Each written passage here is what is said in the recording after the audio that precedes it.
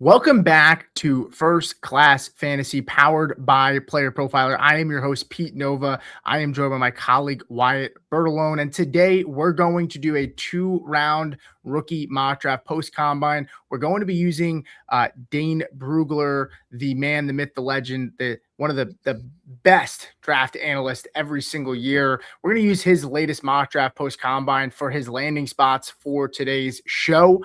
We're going to roll right into it. And the first pick is pretty obvious, Wyatt. It's going to be Jeremiyah Love. I'll start, and then you can go next, and then we'll kind of go back and forth. But it's going to be Jeremiyah Love. And I don't really think there's a ton that needs to be said about Jeremiyah Love. I think right now he's in a tier of his own. I think until we get some capital for some of these other wide receivers, some real capital, then that might change things. But I do, when you look at some of the landing spots, right there's some possibility that you can maybe make the argument that they're in a tier with Mendoza, but we'll talk about that as we move along in the draft. But Jeremiyah Love here at 1 feels like a really, really good prospect. Not a lot of holes in his game. And honestly, I feel like he's the least landing spot dependent out of all of the picks, right? If he goes to the Saints, I'm not overly concerned. If he goes to the Titans, I'm not concerned. I mean, heck, the Titans had Tony Pollard as a 1,000-yard rusher last year. So I think Love ultimately is a guy that no matter where he goes, sure, I think his stock can really only go up. It can't really go down much given how bad this class is. And he's also just a really, really good profile. But what do you got for number 2 here in the rookie mock draft? Yeah, so this one's going to be Fernando Mendoza pretty easily for me. I do think he's kind of in his own tier as the second pick in Superflex drafts. It's Love, then it's Mendoza. I think there's going to be rookie drafts where Mendoza goes 101. I don't think it's crazy. I personally would not do it, but I don't think it's crazy, especially with all the changes that are coming for the Raiders with Kubiak coming as head coach. I think that's a really big deal for that. But you talked about Jeremiah Love. I do want to say, I think you're right. Wherever he goes, no concerns. No realistic landing spot that could happen for him is a bad one, in my opinion. I think it's just all wheels up for him. But I do think there will be some drafts where Mendoza goes 1. Yeah, and I would say that it would be fair. Like if you need the quarterback in a super flex, like especially in such a weak class like this year's, and last year's really wasn't that great. Sure, we had some guys like Shuck. Obviously Dart was probably the best value. I guess you could say Shuck was, but Dart was probably going like 6-7 spots ahead of him. He was kind of that mid to late first round. Dart was. So I mean, Cam Ward too. So I mean, realistically, I wouldn't hate on it if somebody went with Mendoza. I think for the 103 here, I'm going to go with Carnell Tate. We're talking about landing spots and how important it is. And Carnell Tate out of Ohio State, he lands in Brugler's mock with the New Orleans Saints. And I would love that landing spot for Tate going to the Saints, working with, alongside Chris Olave. I feel like they have something there that they're building. I don't know if Tyler Shuck is necessarily the quarterback of the future, so to speak. But when we talk about Carnell Tate, this is a guy who, is not just a down the field guy. Like, he did a lot in college downfield, but he also had a pretty strong target share, 20.3%, 32.2% college dominator rating. He's 21 years old. He had a nice breakout age at 20.6 years of age. And Ohio State's done a pretty good job when it comes to, having these wide receivers that come out. And when you look at the yards per route run, I mean, he hits over that threshold at 3.02 yards per route run. Really, I don't know about you, but I like guys that usually it's like a 2.5 is the threshold where I want them to be at or over. I make some exceptions for guys that I just fall in love with that, maybe the data doesn't back it up a little bit, but usually my threshold is at 2.5, and he hits those markers. I'm not worried about the 40-yard dash not being blazing fast. It's not really his game anyway. So I'll take him here at the 103. Do you have any objections with that, or would you, based on the landing spot? So the landing spot has Makai Lemon to the Jets. It has Tyson to the Browns. It has Denzel Boston to the Bills. Yeah, that's what I was going to bring up, because right now Tate is my wide receiver 3, which is probably a little bit of an unpopular opinion right now. It's just how I think the top 3 wide receivers games translate to the NFL in terms of fantasy scoring reliably. But when we look at these landing spots, like I hate the landing spots for Lemon and Tyson. And that's the thing about Dan Brugler's mock is like actually a lot of his selections make a lot of sense, but some of the landing spots are like, but they're not ideal for fantasy. Sure. You know, like Lemon is my wide receiver 1. He goes to the Jets, where there's already Garrett Wilson, and we have no idea who the QB is at this point. You know, and Breece Hall, you know, is earning targets too. So it's like, you know, what's the target volume even available for Lemon from a QB we don't know who's coming? You know, Yeah. it could be someone that we like, but we don't know that it will be. So it's tough. And Tyson going to the Browns. I mean, I'm a Browns fan, and it's awful. I don't want this for Tyson, if I'm being honest. Like, you know, like you know, we're looking at Deshaun Watson or Shedeur Sanders, and neither of those is a good plan. And Shedeur Sanders could keep Harold Fannin alive and doing well in the offense, but that was it. You know, Deshaun Watson hasn't been able to keep anybody alive at his time with the Browns. So it seems awful, right? And there's like no hope for the future at QB8 for the Browns. So it gets really tough. Like that's like I would have taken Carnell Tate at the 103 as well, because that's easily the best landing spot of those 3 options. Like, and I do think that it's close enough between these 3 that to let that settle it. So at the 104, it's tough because I just talking about how bad I think these situations are. But I have Lemon ahead of Tyson in my rookie rankings before landing spots. I'm just going to stick with Lemon because I think both landing spots are bad, and we're just betting on talent and what they can do in the NFL at that point. And I have a little bit more faith in Lemon. So you're taking Lemon here then at the 104. Yeah. Okay. Yeah, I think that's fair. I mean, look, Lemon goes to the Jets. I like Lemon. He's my wide receiver 1 as well. I think I don't, you know, a lot of times it's like talent over situation. Like we hear that often, but I think it's usually like if they're really, really great, if it's great talent, right? Like we've been saying that about Garrett Wilson for years. And to be honest with you, like Garrett Wilson really hasn't put up productive numbers. Now, the nice thing about Lemon is you sit there and hope and say, well, he's not at the back end of his career like Garrett Wilson, where, you know, maybe the Jets turn it around. I would have to hope. Now, it gets a little tricky here because in Brugler's mock, he has the Bills taking Denzel Boston. Now, as we're recording this today, we know DJ Moore goes to the Bills. But I got to be honest with you, like, it wouldn't surprise me if the Bills just go out and double dip. I don't think that I don't know that they will, but it wouldn't shock me. Denzel Boston being on the outside with the Bills would be a really nice landing spot. So you have Boston, you have, you know, Tyson still on the board here to the Browns, and then you have Casey Concepcion, who gets the landing spot of the Rams, and then you also get Omar Cooper to the Steelers. So I'm going to throw a little bit of a curveball here. I'm going to go with Casey Concepcion because with the landing spot to the Rams, if that does in fact happen, now the Rams, what they just did recently is they traded, you know, their late round first to go and get a corner in Trent McDuffie. They still have that first round pick for the Falcons. They could easily still take a wide receiver here. I don't know that it'll be Concepcion because this had them picked as a team that will take the wide receiver with KC with the later pick, not the earlier pick. So it might be even a better receiver. But based on the mock, this is what we're doing today. Casey Concepcion, I have him as my wide receiver 4 in this class. And if he landed with the Rams over those other landing spots, I would have KC here at 1-5. It would be an awesome landing spot. I'd be pretty excited about it. He's also my wide receiver 4. When I saw this landing spot, I honestly wasn't sure what to make of it because I do like him in theory being on the Rams, and I am a big fan. But we know Puka Nacua is the alpha there. Devontae Adams is going to be ahead of him, at least for this next year. I will see how long Devontae Adams goes. And how long is Matthew Stafford the QB there? And what's the succession plan after that? So is it like we're 2 years from now, no Matthew Stafford, but Puka Nacua is still there? And we don't like who's the quarterback? And like he's wide receiver 2. Like, is it? I mean, I think I trust Sean McVay enough that like it's whatever. Like, and I believe in KC that much that I don't think I care. But I say that all to say that he would not jump Jordyn Tyson for me, even with me hating Jordyn Tyson's landing spot. I still think that Tyson's talent outweighs that for me. I'm going to take Tyson here at the 106. I think, I mean, even landing spot, if this landing spot was to happen and I had the 106, I'd be pretty pumped to take Jordyn Tyson at this point.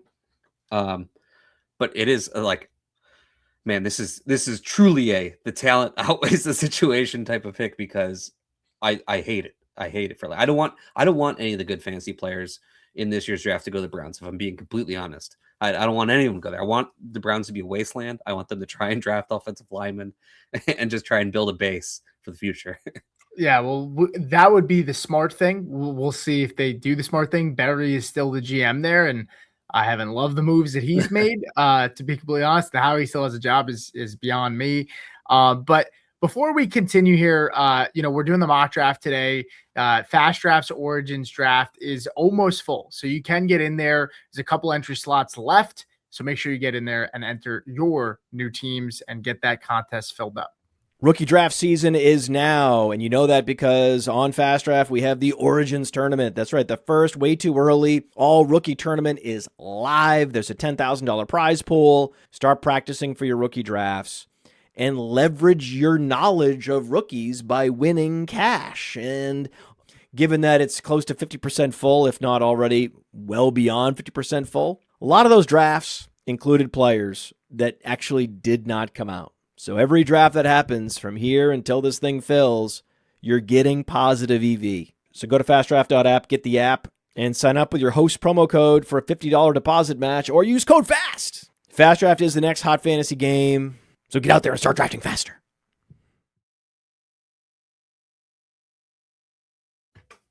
Beautiful. Well, the break gave me a little bit of time to sit here and kind of marinate on who I would take next. And I got to be honest with you, I would absolutely love it if Denzel Boston finds his way to Buffalo. I know it's scary. I know the track record hasn't been great with them, with the receivers that they've drafted, or just skill players. I mean, Kincaid's had an up and down career, obviously with Kenyon Coleman, but I love Denzel Boston. I like the skill set a lot. I think he would need to go to a good situation to be very good for fantasy, and I think this would be one of them.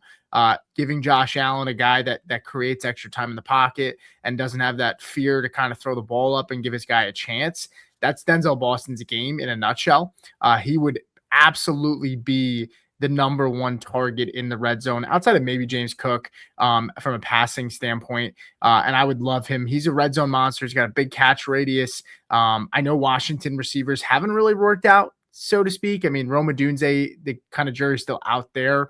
But I love Denzel Boston. If he was to land with the Bills, I would take him here at the 1-7. He kind of has, to me, Boston's profile is Courtland Sutton-esque.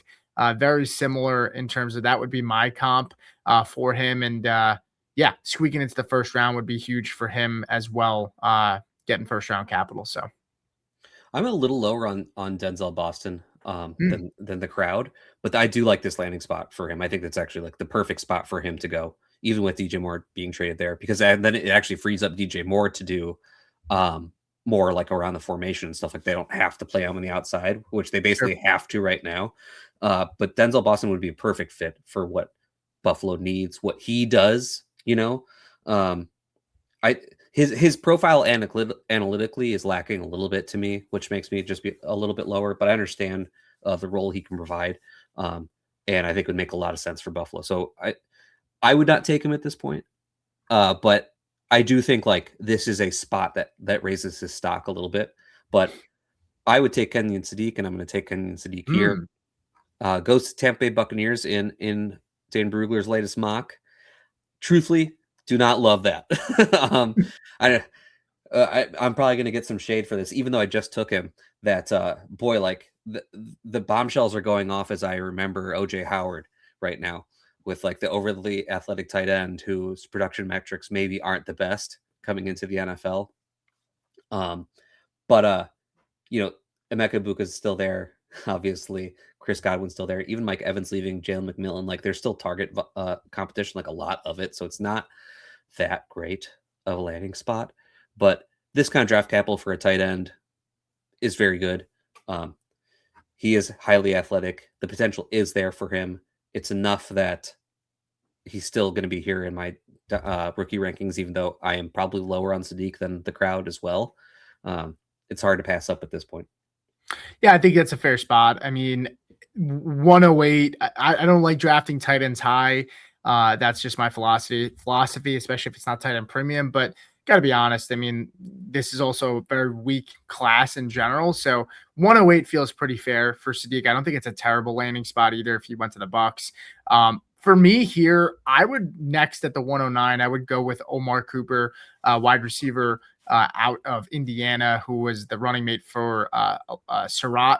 I look at Cooper. I like the profile, and he lands with the Steelers in Brugler's latest mock. And while that might not feel like the sexiest landing spot, I am actually more bullish on the Mike McCarthy hire than other people are. I think for fantasy purposes, Mike McCarthy has not been bad for fantasy assets, right? I mean, his time with the Cowboys, we had a lot of good assets on the offensive side of the ball for fantasy. Same with the Packers. So while he might not be the guy that's going to help them win maybe a playoff games, right, I think he'll be the guy that can help turn this offense around. Now, it's still a question mark if it's going to be Rodgers, if it's going to be someone else. I'm okay with it being Rodgers if it gives us a bridge to another quarterback in the draft class next year. Maybe they go get Ty Simpson. I don't know. But first-round capital for Omar Cooper, they have him going here ahead of Jordyn Tyson, right? He would technically be, I believe, the third wide receiver off the board in Brugler's mock. And so that's pretty telling to me. I like Tyson. I like Tyson a lot. But, when a guy's plugged in like Brugler and has Tyson behind Cooper, that says a lot to me either two ways. Either one, he thinks that teams are a little bit scared off about, not testing with the health concerns and all that. Or two, teams really, really liked Omar Cooper and he feels like teams are starting to gain steam on him. And either way, it's enough for me to go and take him here, even if I'm not in love with maybe the quarterback situation. I don't think it's that bad of a landing spot. I'm not overly concerned about DK Metcalf, to be completely honest with you. I think he's a little bit overrated, and I don't think he's a guy that's going to earn an insane target share either, as he kind of ages out with the Steelers. It's funny with Mike McCarthy because he's one of those coaches where people look back on him and have this bad taste in their mouth because it's like, how did you not do more with the QBs and the offensive players you had? But his offenses were always at least league average or better, at every stop. And it's like he kind of just brings the floor to the offense, if anything, which is fine. I'm with you that he probably has too much hate attached to him. Just a little bit. Yeah, I like Omar Cooper enough. He's fine. The steam is very real behind him, and everybody's projecting him to go in the first at this point.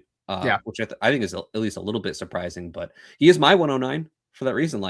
And honestly, it probably speaks more to the class that he's my 109 than anything. Because every time I looked at my rookie rankings, I was like, I guess I should move him up another spot. Well, I don't like that player really. Move him up another spot, and I just kept doing that until he's at the 109.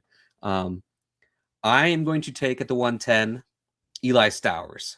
Taking another 10 in the first, and this again speaks to the class a little bit that I feel more confident in. The converted quarterback to who's incapable of blocking. He is a legit liability as a blocker. He needs to go to an offense where they know how to use him. He goes to Denver in this mock in the second round, which I'll be honest, I go back and forth on whether or not I trust Sean Payton with this because it's you would think this is a player that Sean Payton would like and would be able to use, but he had older Eli Stowers last year in Evan Ingram, and Evan Ingram was not good for him. Evan Ingram dealt with some injuries too, so maybe that played more of a part than we realized. But there's part of me that thinks that Sean Payton will find a way to screw this up, even though he should be one of the people who can figure this out for Stowers. But Stowers' production metrics are legit from college, really legit. And incredible athlete, exactly what you want at tight end. It's just he is a legit liability at blocking, which means he probably will not be playing 8% snap share, which we kind of want from our tight ends. We kind of need from our tight ends, our high end tight ends. It's the reason why Dalton Kincaid, he was only okay last year on pure efficiency. He was extremely efficient. If he wasn't, he'd been not worth having on your teams, literally benchable in redraft, or cuttable in redraft. But that athleticism, that production, it gets me excited. about Stowers coming into the NFL. Yeah, I'm with you. I wouldn't have taken Stowers here. I was getting close to him, but there's another guy. There's two guys that caught my eye, and I think maybe there's a chance I might get this second one to fall to me as well. But the guy I'll take is Ty Simpson, right? I'm not necessarily a huge Ty Simpson fan, but Brugler has him mocked to go to Arizona. And that's in the first round. And I'm not in love with Ty Simpsons. Don't get me wrong. But in Superflex, the position scarcity, as well as just like how insulated it is. Like let's just think about JJ McCarthy, for example. Guy tears his ACL year one, doesn't take a snap. And before the year even starts in year two this year, he's still valued at like a 106, 107 area. That's where he was going. Now, obviously, he's lost insulation really bad. I mean, but it took 2 years to get there, right? And with Simpson, I think, you take him at the 111. There's a good chance he probably holds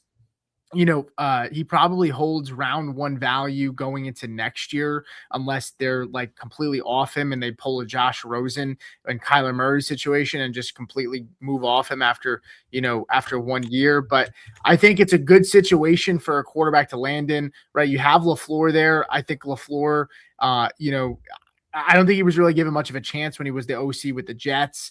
And now he's given a chance here with the Cardinals. And he's got some pieces around him. Michael Wilson, Marvin Harrison Jr., and Trey McBride. Like that's a really good core of weapons. Now the offensive line still has some question marks for sure. And I think the ceiling is not nearly that high for Ty Simpson. But ultimately, I'll go with the guy that gets round one capital at the most important position in Superflex. With a scarcity, who probably is going to have some insulation in a class that's not going to have much insulation at all. So I'll take Ty Simpson here at the 111.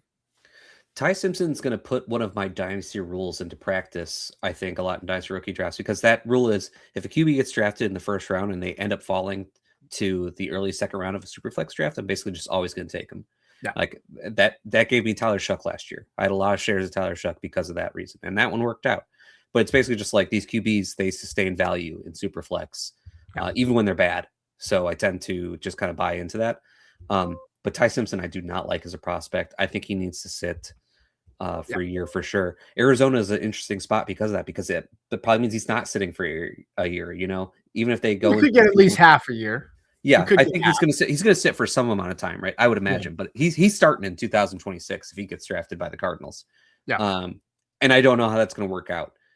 But he'll probably still retain some value. So, like, I think it at least starts becoming a conversation as you get towards the end of the first round in Superflex drafts. I don't know if I can pull the trigger on this one personally, but I cannot fault you for just taking the stab on the QB when we're looking at. Well, basically, we're looking at now the wall of running backs where we were like, I don't know beforehand. Pretty much. Yeah, but I'm gonna dip into it because I'm gonna take Jadarian Price. I knew it. Did not have a good combine, came in smaller than expected, ran slower than expected. It's not a good combo for a running back, especially one who kind of needs to show that he is this really explosive player like he looks on the film, or can look like on the film, because his profile is lacking since the sharing backfield his entire career. But in this Dane Brugler mock, he goes pick 64, the only other running back draft in this 2-round mock to get drafted, and he goes to the Seahawks. And the word is right now that Kenneth Walker is not returning to the Seahawks. Zach Charbonnet is hurt. He tore his ACL very late in the year. So we don't know when he'll actually be back. So to me, that means he's their starter week 1. I mean, they would have to make a fairly substantial move for that to not be the case. So while I'm a little bit down on Price after the combine, he's still here in the first round for me and my RB2. Yeah, well, that was who I was going to go with. So I'm a little bit bummed out. I thought I was going to get him. I didn't, which kind of stinks. But that's totally fine. And honestly, like if he goes to Seattle, they really don't have much there. It's Helani and it's Charbonnet coming off of the ACL. Like that would be a very good landing spot for him. And he gets, look, he gets day 2 capital in the second round. And one of the bigger reasons I was in on Jadarian Price was because Daniel Jeremiah was saying there was a possibility he squeaks into the late first round, right? That was what was talked about before the combine. Now, Brugler dropping him as far down as he did gives me a little bit of pause, like, hey, maybe some teams were put off by the testing. But still, he's still in day 2 in the second round. He's the second running back off the board. That means something to me. And so I can't ignore that. And now there are no other running backs, I believe, unless I missed one. I think it's just Jadarian Price and it's just Love and the 2 kids from Notre Dame. They're the only 2 guys that go in the first 2 rounds of Brugler's mock. So now we're pretty much free flowing, at the position because we don't have landing spots. So I will go with my guy, and that's Mike Washington. Mike Washington has been a favorite of mine for me. If you follow me on socials, I put out there in early January that he's a guy that was on my radar. I thought that the combine and the Senior Bowl were going to be huge buoys for him to boost his stock and get him on the map even more. And he passed the test, right? I mean, this was a guy that I knew was going to test well, so I don't want to necessarily double count for him. But I don't think anybody had him running a 40-yard dash as good as he did. And look, I don't put too much stock in the 40. My most important thing is really the 10-yard split with the running backs. That's what I care about the most. And I do like the 3-cone because of the lateral back and forth. But what can you say about Mike Washington that he doesn't have, right? He's got the receiving chops, right? He can catch the football, get up the field quickly. Like, that's the very fluid motion upfield. He's a 3-down back. Right. He can carry a workload, right? He is 225 pounds, 6'2", and he's got blazing speed and he can catch in his profile. The only thing his profile is lacking is, hey, he's a 4-year player, right? So he was in college for 4 years and his best year came as a senior, right? And so people would look at that and say, that's a little bit of a concern. But the one thing I will push back on that is he also had his best year as a player when he was a senior. Well, I'm sorry, when he elevated in talent, when he moved into the SEC at Arkansas, right? So there's something to be said about that where it's like, hey, yeah, he was a senior and that was his best year, but he also moved up in talent tremendously to the SEC when he went over to Arkansas. So that's how I'll push back against that narrative. He is not 24 years old. So I know people thought that, but he is younger. I think he's like 23, 22. If I remember correctly. Yeah, he's going to be turning 23. Yeah. So I'll take Mike Washington here. I know the hype is really high on him. I'm not a homer. I promise you that. I'm not just going with the hype and falling in love with the train. I have liked Mike Washington for a while. I think the 2-1 is a perfect spot for him, just given the class and the scarcity of top-end talent. I have Mike Washington here, but if I'm being honest, it's kind of like by default. I have to correct you. It's actually 5 years in college, which is a little bit worse. Yeah, he had a red shirt his first year. Yeah, hate to do that, but but I honestly do dislike that. Like, it took him to his final year to do anything. It was nice that it was in the SEC though. But like I said, he is still my pick here. The ceiling is really high for a player with that kind of athleticism and size and the ability to be a pass catcher too, because he did show the ability to do that. I think I'm going off the map here and taking someone who wasn't taken in this mock draft. Yeah, I'm gonna go with Jonah Coleman. Yeah, okay. I'm gonna take Jonah Coleman. I'm a little bit surprised he's not in this mock. I really thought he was going to be going to second round. I still kind of feel like he's going to go in the second round. I think he kind of did himself a favor by not testing at the combine. Honestly. Yeah, everybody looked like crap. Yeah, it was probably for the best. He probably knew that he was not going to run a particularly fast 40 because I don't think that's really his game, anyways. Sure. When I did my show with Chev, where we were talking about running back prospects, I told him, like, I can't not see like Zach Moss with better pass catching when I see Jonah Coleman. Which is not a good endorsement, right? But that's where we are in this class. That like he's still worth this pick to me.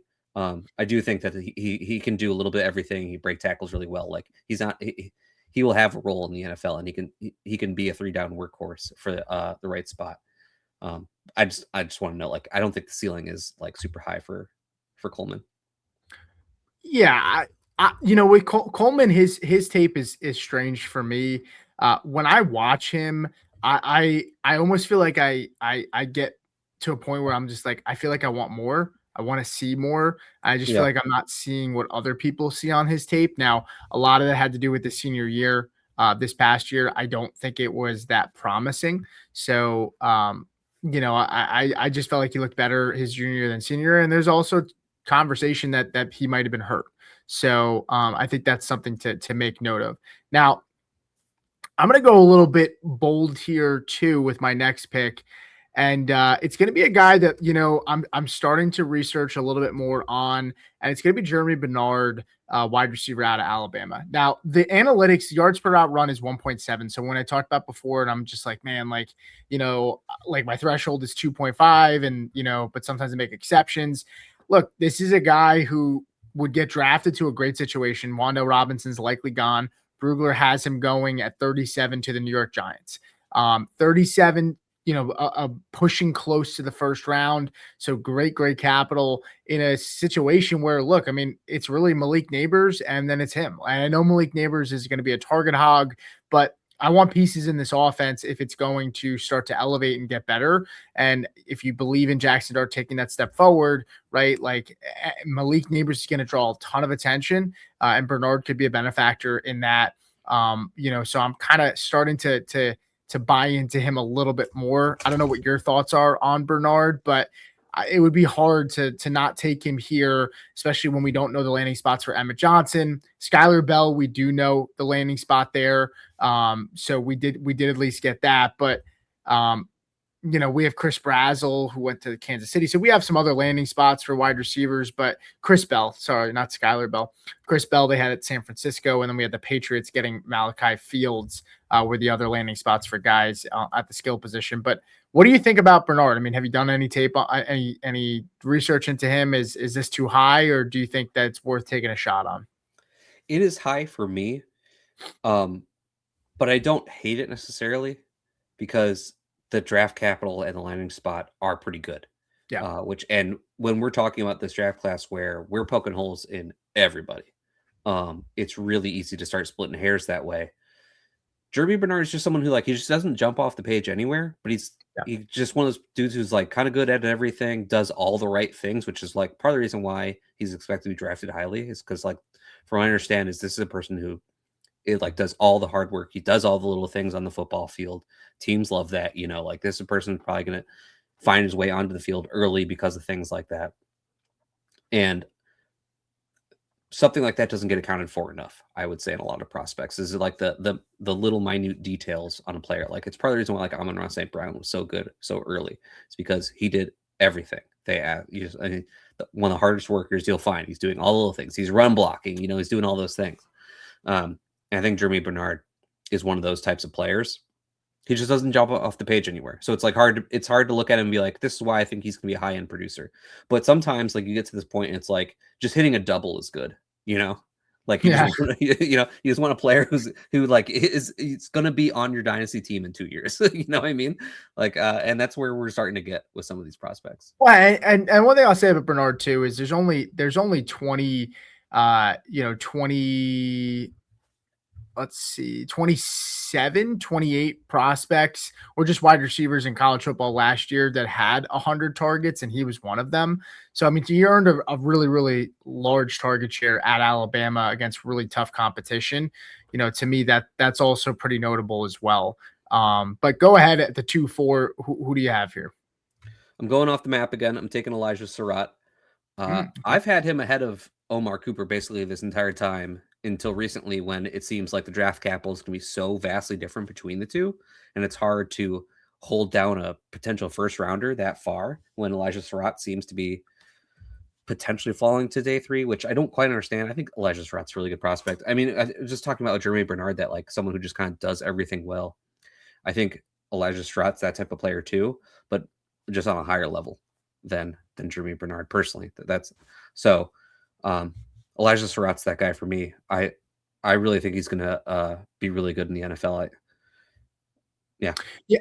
I think for people, people hate seeing that guy that doesn't have blazing speed, and we're so in fantasy football, we're so enthralled with guys that have that big time speed that I think it kind of jades us a little bit. And we get hyper focused on the speed aspect of things. And sometimes Puka Nacua wasn't insanely fast. And that's not Sarratt's game either. He's really more of like good body control, good catch radius, and does the little things right, like you said. And I think a team was going to fall in love with that. I think a team will really like that about him.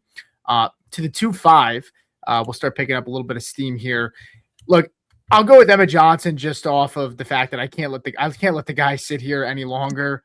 There is a player that I do like his landing spot, and obviously we don't have a landing spot for Emmett Johnson. But look, we're not going to spend too much time on him. We don't have a landing spot here per Brugler's draft mock, but Johnson is a player that we talked about earlier, and we would have liked for him to test a little bit better. Props to him for going out there and doing it, even though he might have been told you shouldn't. Maybe he was told he should because of the size, and maybe he thought the teams would maybe be a little concerned. He thought he maybe would test better. I don't know, right? He did not test well at the combine, but I think, look, if he can find himself in like a satellite back kind of role, he's never going to be a lead back, early down back. It's really going to be that kind of receiving back. Maybe he can find himself in like a RJ Harvey type of situation where, look, maybe he's not the best running between the tackles at the next level, but maybe he has a target share kind of carved out. It reminds me a little bit of like a Dylan Sampson kind of situation where maybe he can be a complement to like to an early down back like Quinshon Judkins, but maybe get a little bit of a better landing spot than the Browns. Yeah, I have him here in my rankings too. I still think he's going to be a pass catching back in the NFL. I like him falling to day 3 is obviously going to reduce his ceiling to an extent because it's just going to be harder for him to get the opportunities. We have the path now in the NFL now that we've seen people like Kyren Williams do it. Like that is now Emmett Johnson's path to high end relevancy. I don't think he's going to get there. I was never projecting him to do that well. I thought he could be a pass catching back plus, and in this class that meant a lot because this class doesn't have a bunch of like running backs who have high end receiving skills and numbers to back those up, but Emmett Johnson does have some of those. So I still have him here. I still think he's gonna be a pass catching back for a team, and honestly, that is still a role worth having, and can be a valuable role. That could be a flex player in dynasty leagues, especially in some of these leagues where we're starting more players. And in the context of this class, that ain't that bad. Yeah, I'm with you there. All right. My next pick here, I'm gonna go with Chris Brazzell. Being drafted by the Chiefs in this mock draft at pick 40, which would be pretty darn exciting if I'm being honest. I'm not like a huge Brazzell guy. I do think like this is the general area where he should probably go in rookie drafts to begin with. And it's just a good spot because I think we've learned that Xavier Worthy is not a good deep threat in the NFL. His ball tracking is just not there. It just isn't, he's not good along the sideline because he doesn't have the play strength to really work for the ball on the sideline. So he needs to work in the more short and intermediate, like he kind of did when Rashee Rice has been injured. Rashee Rice, who knows happening there? Next thing you know, like Travis Kelce could retire at any moment. Who knows? Like next thing you know, Brazzell's just walking into a lot of target opportunity.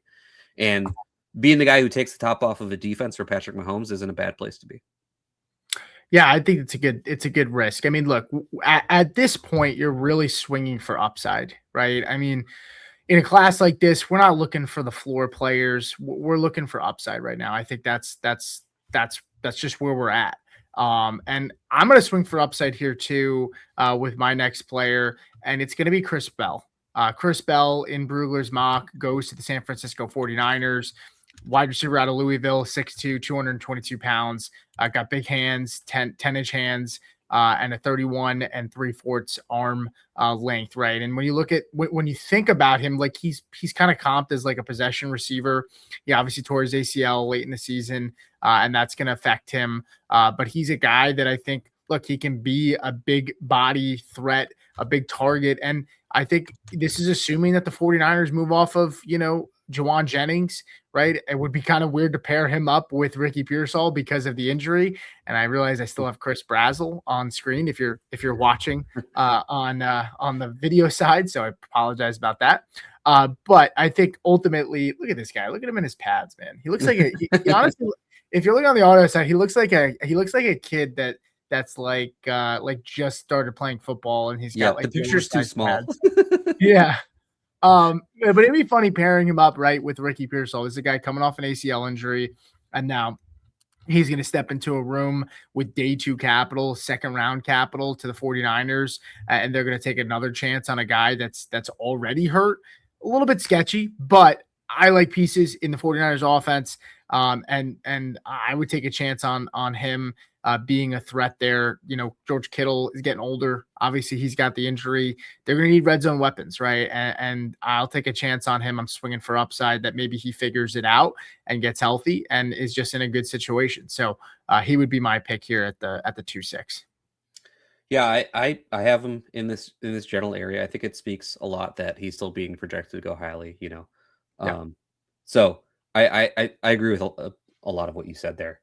For my pick, like, this is kind of placeholder for any day 2 quarterback that gets drafted. There isn't one in this mock, but like if a quarterback gets drafted, like Cole Payton goes in the 3rd round, I might be drafting him here. Drew Allard goes in the 3rd round to a place where it's like to the Jets or something, and they didn't take a QB in the first 2 rounds, and they went with like a old veteran.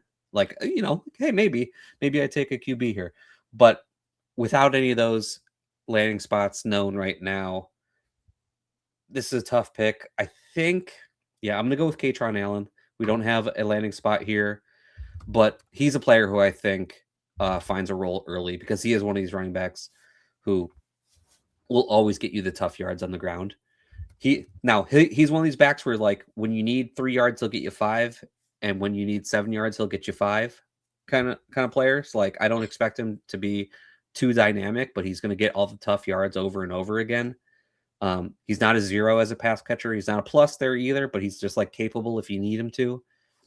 I think he's a running back who can have a large workload if the backfield requires it, like if there's an injury around him or something like that. But either way, I think he's a player who will find the field early. Yeah, he feels like a safe play. He feels like a guy that's going to find a role in an offense, like Tyler Algier-esque, where he's just going to be a guy that's going to come in and he'll be a good productive role player. And you just hope that maybe he can find himself in either a good offense or maybe find develop into something more, right? But he feels like a safer pick. So I'm good with that. I'm kind of a little bit in the weeds here on who I should take next. I don't want to reach on this next guy, but I have started to like him, so I'll take a chance on him. I'm going to take Mr. Jolly. Is he in here? Justin Jolly? Yeah, he should be in there. I'm going to take my guy Justin Jolly here. I'll pull up the profile or here because I don't know if we have I think we should have a player card for him at Player Profiler, but maybe we don't. But I'll take Justin Jolly here.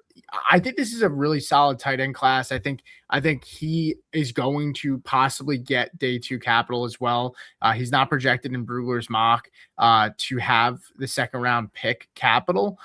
Maybe he gets 3rd round capital, but out of NC State, 21.6 years old, college yards per route run, 11.9, but a breakout age at 18.2, right? Good arm length, good size, weights 241. That's totally fine for a tight end, not too small, and just a good catch radius. I'll take a chance on him. I like the tight ends, and this is usually where I start to take swings on tight ends. And with no landing spots, I wanted to kind of go maybe Nicholas Singleton because I like him as well. But I'm gonna go with Jolly here, just off the vibes, and just like I just have a good chance he's gonna get a solid landing spot. I don't know where, but I think he can. I think he has the chops to be a good receiving tight end in the NFL. Yeah, I can take an A, like the next tier of tight ends here towards the end of this round. Quick shameless plug for press coverage. We just talked about tight ends on this week's episode, so check that out too. But yeah, Jolly's cool because he's a former wide receiver when he came to college, so he's got some of that background and those skills. But he's not nothing as a blocker. He's developed a little bit there. He played more in line than a lot of the other tight ends in this class, which is a little bit surprising as being a former wide receiver. But I like Jolly for sure. Beautiful. All right. What do you got next? I'm going to go with Malachai Fields. I know it. Drafted by the Patriots at pick 63 here. Fields is a bigger wide receiver who isn't going to create a lot of separation in the NFL. That's not quite his game, but he's pretty darn good at the catch point, and that's kind of how he wins, which you have to when you're the wide receiver like Fields. He's not nothing as a separation artist. He can still run some good routes, and he can beat press and everything like that. He's just athletically, he's not running away from a lot of corners. So he has to be very good at the catch point, which he is. And I think that's something that Drake May needs. And Drake May is a quarterback who's not going to be afraid to throw it to Fields, even when there's a corner near him. May is definitely the type of QB who will give his wide receiver a chance, and Fields can reward him. I think this is actually a good pick for the Patriots. Fields, I'm a little, wishy-washy on how I feel about him as a prospect overall and where I'm going to have him in my rookie ranks. But with these landing spots, when we don't see, like no Zachariah Branch here, right? Which is a little bit surprising. Not that I'm a Branch fan either. It's just that, second round draft capital is meaningful, and not knowing where any of these other wide receivers or these running backs go, I'm going to bank on Fields here in a situation where I think is actually a good place to land. Yeah, I mean, the wide receivers, there's a ton, right? I mean, I think we're at like 7 or 8 in Brugler's mock that go in the first 2 rounds. I'm not the biggest fan of Fields. If he gets this landing spot, I'm assuming they're just really revamping. I mean, look, Stephon Diggs not coming back. I think they're still going to add somebody in free agency. I would love it to be like Alec Pierce. I know that feels redundant because they have Kayshon Boutte. So you might sit there and say, how does Alec Pierce, what's the skill set, yada, yada, yada. Maybe they go and take a stab at like a Wan'Dale Robinson, and maybe Fields kind of more of that like Z out there where you have like an off ball Z with Boutte on the outside, and then maybe have like a slot guy. But then you also have Kyle Williams there. What's he going to be? I know there's people holding out hope that he's going to be something. So I looked at Fields, I thought about him, and I was like, I'm not sure. I'll stick to my guns. I'll take my guy, Nicholas Singleton. I'm like you with Fields. I just didn't love the profile with him. I haven't gotten there yet, like some other people have. I'll go with Nicholas Singleton. I want to also, I'm kind of actually on the fence between him and Jacoby Lane. I did have Jacoby Lane ahead of Singleton, but for shits and giggles, I've talked about Singleton enough. I'll put Singleton here. Singleton, look, I mean, he got a really raw deal. He got hurt in the Senior Bowl, hurt his foot. He also came off of a really down year in college, right? Kaytron Allen, his running mate, ended up just being flat out better than him. It's really hard for me to ignore a guy that was a true freshman at a Power 5 conference that scored, 15 touchdowns as a freshman. I think it's 15.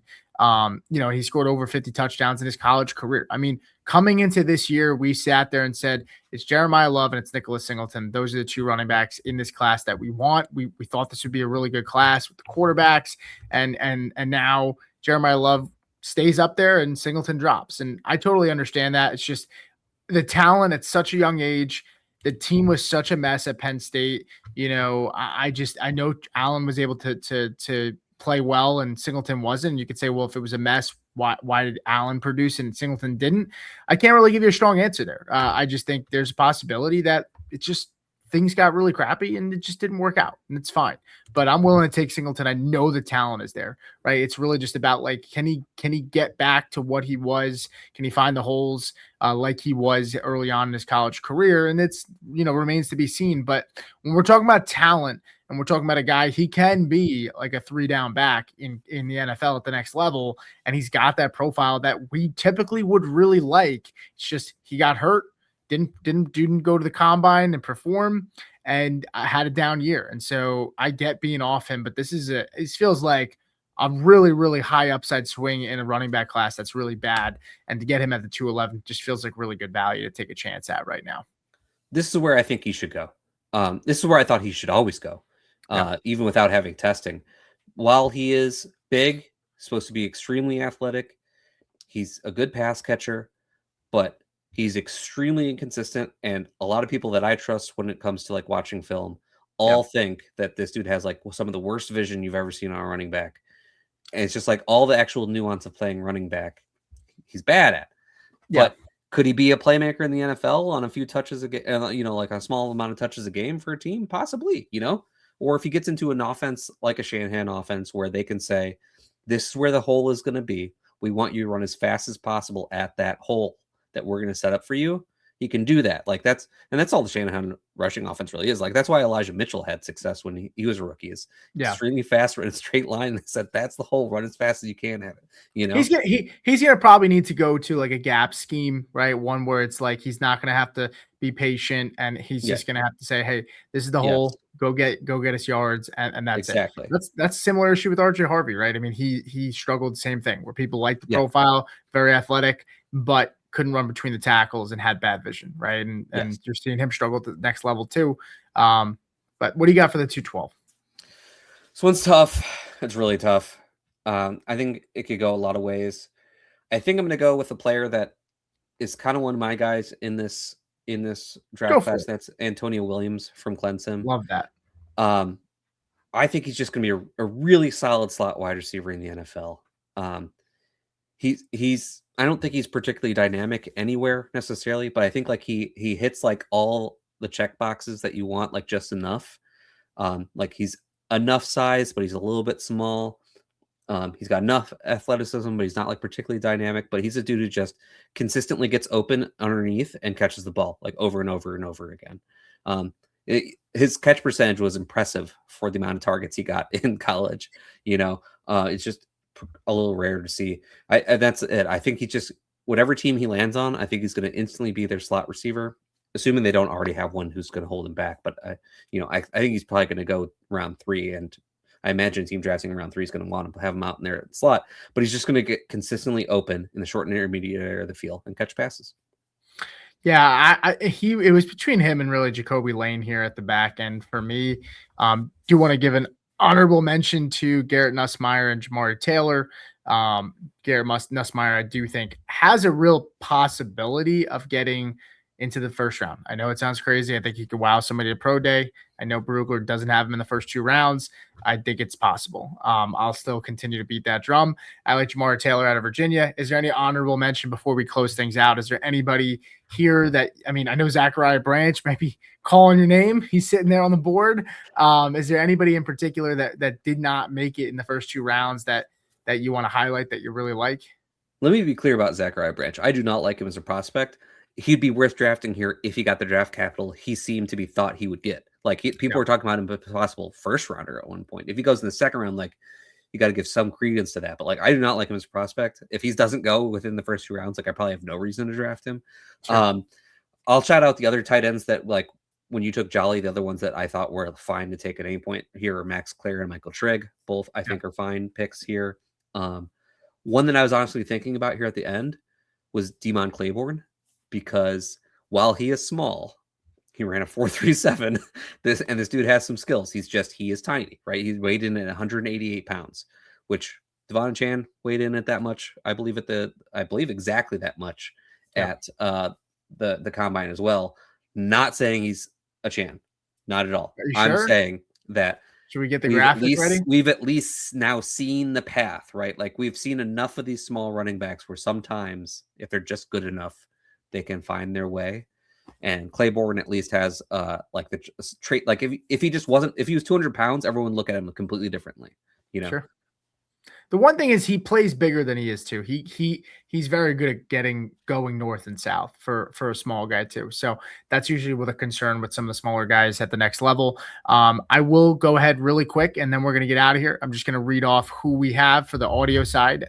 The 101, Jeremiyah Love, Fernando Mendoza at the 102, Carnell Tate at the 1-3, Makai Lemon at the 1-4, Casey Concepcion at the 1-5, Jordyn Tyson at 1-6, Denzel Boston at the 1-7, Kenyon Sadiq at the 1-8, Omar Cooper 1-9, Eli Stowers at the 1-10, Ty Simpson at the 1-11, Jadarian Price at the 1-12, Mike Washington at the 2-1, Jonah Coleman at the 2-2, Germie Bernard at the 2-3, Elijah Sarratt at the 2-4, Emmett Johnson 2-5, Chris Brazzell at the 2-6, Chris Bell at the 2-7, Kaytron Allen 2-8, Justin Jolly at 2-9, Malachai Fields at 2-10, Nicholas Singleton at 2-11, and Antonio Williams at the 2-12. This has been the first episode on First Class Fantasy Podcast between Wyatt and myself. We appreciate you guys tuning in, and we'll see you guys next time.